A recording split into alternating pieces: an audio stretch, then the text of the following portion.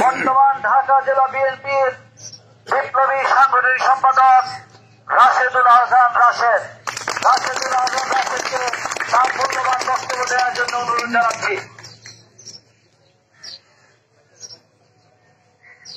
বিসমিল্লাহির রহমানির রহিম। সাভার পৌরসভা বিএনপি আয়োজিত সাভার পৌরসভা নির্বাচন উপলক্ষে আজকের এই নির্বাচনী ঘরোয়া আলোচনা সভা সম্মানিত সভাপতি, সাভার পৌরসভা বিএনপির সংগ্রামী সভাপতি, সাবেক ছাত্র নেতা খন্দকার শাহমাইনুল হোসেন লিটু ভাই উপস্থিত আছেন। আজকের এই আলোচনা সভার প্রধান অতিথি সাভারের সাবেক এমপি, ঢাকা জেলা বিএনপির সভাপতি ডাক্তার নওয়াজ মোহাম্মদ সালাউদ্দিন বাবু ভাই উপস্থিত আছেন। ঢাকা জেলা বিএনপির বিশেষ অতিথি হিসেবে উপস্থিত আছেন ঢাকা জেলা বিএনপির সাধারণ সম্পাদক, লোহার থেকে নির্বাচিত সাবেক উপজেলার চেয়ারম্যান খন্দকার আবু আসমান ভাই। আজকে যাকে ঘিরে এই আলোচনা সভা, যাকে দেশনেত্রী বেগম খালেদা জিয়া, দেশনায়ক তারেক রহমান এই সাভারে মেয়র নির্বাচনে ধানের শীষ মার্কা দিয়ে মনোনয়ন দিয়েছেন, সাভারের দুইবারের সাবেক সফল মেয়র, সাভার পৌরসভা বিএনপির সাবেক সভাপতি আলহাজ রহমতুল্লাহ উপস্থিত আছেন। সাভার থানা বিএনপি সংগ্রামী সাবেক সভাপতি হাজী জামালউদ্দিন সরকার উপস্থিত আছেন। সাভার থানা বিএনপি সংগ্রামী আহ্বায়ক সাইফুল ইসলাম ভাই উপস্থিত আছেন। সাভার পৌরসভা বিএনপি সংগ্রামী সাধারণ সম্পাদক, সাবেক তুখোর ছাত্র নেতা, যিনি গতবার এই পৌরসভা থেকে মেয়র নির্বাচন করেছিলেন, দল যাকে নমিনেশন দিয়েছিলেন, মতিউজ্জামান মজিদ ভাই উপস্থিত আছেন।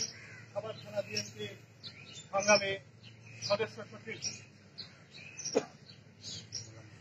সাভার ইউনিয়নের সাবেক চেয়ারম্যান গোলাম মোস্তফা ভাই, বনগাঁ ইউনিয়নের সাবেক চেয়ারম্যান সোহেল ভাই সহ ঢাকা জেলার বিভিন্ন পর্যায়ের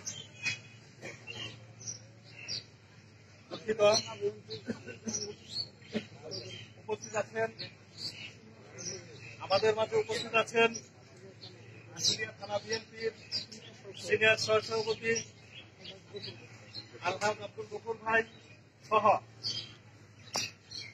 ঢাকা জেলা বিএনপির বিভিন্ন পর্যায়ের নেতৃবৃন্দ, সাভার পৌরসভা বিএনপির বিভিন্ন পর্যায়ের নেতৃবৃন্দ, আশুলিয়া থানা বিএনপির বিভিন্ন পর্যায়ের নেতৃবৃন্দ, সাভার থানা বিএনপির বিভিন্ন পর্যায়ের নেতৃবৃন্দ এবং আমার অত্যন্ত স্নেহভাজন ছাত্রদল কেন্দ্রীয় কমিটির সাবেক সদস্য হাসিবুর রহমান খান সহ সাবেক বর্তমান ছাত্রদলের নেতাকর্মী ভাই ও বোনেরা, আসসালামু আলাইকুম। বক্তব্য দীর্ঘায়িত করব না। এখানে আমাদের বড় বড় পদে সভাপতি সেক্রেটারি তারা আছেন, তারা মূল্যবান বক্তব্য দিবেন, দিক নির্দেশনামূলক বক্তব্য দিবেন। আমি দু একটি কথা বলব। দেশনেত্রী বেগম খালেদা জিয়া, তারেক রহমান দলের জন্য যাকে আজকে ধানের শীষ মার্কা দিয়ে নমিনেশন দিয়ে মেয়র ইলেকশনের জন্য আমাদের সাভার পৌরসভায় পাঠিয়েছেন, সেই আলহাজ রহমতুল্লাহ ভাই বিগত দিনে দুইবার মেয়র ছিলেন, ব্যাপক উন্নয়ন সাভার পৌরসভায় তিনি করেছেন। এটি সাভারবাসী সকলেরই জানা। আমরা যখন নির্বাচনে ক্যাম্পিং এ যাব, প্রত্যেকে এই বার্তাটি আবার পুনরায় বলতে পারি প্রত্যেককে যে তিনি এই সাভারের জন্য, সাভার পৌরসভার জন্য ব্যাপক উন্নয়ন করেছিলেন বিগত দিনে। আগামী দিনে তাকে আমরা নির্বাচিত করলে আবার সেই উন্নয়ন আমরা ফিরে পেতে পারি বা উন্নয়নের ধারা অব্যাহত থাকবে, আরো ব্যাপক উন্নয়ন হবে।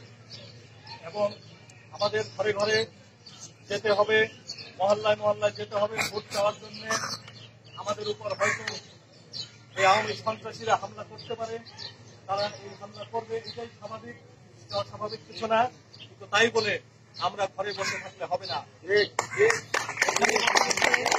আমরা বড় বড় বক্তব্য দিব আর মাঠে থাকবো না, এটা হলে হবে না। তাদের মাঠে নামতে হবে। নির্যাতন, আমরা বিরোধী দলে আছি, 14 বছর যাবৎ নির্যাতন আমাদের উপর আসবে, আমরা প্রয়োজনে নির্যাতিত হব। আমার কথা হচ্ছে, দায়িত্বশীল যারা আমরা আছি, উপর থেকে নিচ পর্যন্ত প্রত্যেককে সশরীরে সময় দিতে হবে, থাকতে হবে মাঠে, এবং আমি থাকার জন্য প্রস্তুত আছি। আমাকে ডাকলে আমি সাথে সাথে আর একটি হুঁশিয়ার আমি উচ্চারণ করে দিতে চাই। আমরা বিগত নির্বাচনে, গত নির্বাচনে, আগের নির্বাচনে নির্বাচন করেছিলেন, মেয়র হয়েছিলেন, আমরা দেখেছি। আমরা অনেকে না ঠিক শীর্ষ পর্যায়ের কেউ দলের সাথে গাদ্দারি করেছি, আওয়ামী লীগের নির্বাচন করেছি। এইবার যাতে এই ধরনের কোন ঘটনা খাবারের মাটিতে না ঘটে, যদি এই ধরনের ঘটনা ঘটে তাহলে সে খাবারে বিশ্ব বেইমান হিসাবে আমাদের মনে রাখতে হবে, দেশনেত্রী বেগম খালেদা জিয়া নমিনেশন দিয়েছে, যাকে দেখ তাকে আমার পছন্দ হোক বা না হোক, আমি দল করি, আমি তার জন্য জীবন বাজি রেখে মাঠে থাকবো, কাজ করব। অতএব আমরা আগামী 16 জানুয়ারি সকলে আপাতত সকল ভেদাভেদ মতভেদ ভুলে গিয়ে ঐক্যবদ্ধভাবে ইনশাল্লাহ নির্বাচনে অংশগ্রহণ করব। ধানের শীষ মার্কায় আলহাজ রেফাতুল্লাহ ভাইকে আমরা বিজয়ী করব, নির্বাচিত করব, এই আশা প্রত্যাশা ব্যক্ত করে সকলকে ধন্যবাদ জানিয়ে শেষ করছি। খুদা হাফেজ। বাংলাদেশ জিন্দাবাদ, বাংলাদেশ জাতীয়তাবাদী দল জিন্দাবাদ, দেশনেত্রী বেগম খালেদা জিয়া দীর্ঘজীবী হোক, শহীদ রাষ্ট্রপতি জিয়াউর রহমান অমর হোক, তারুণ্যের অহংকার তারেক রহমান আগামী দিনের রাষ্ট্রনায়ক জিন্দাবাদ, জিন্দাবাদ। ধন্যবাদ।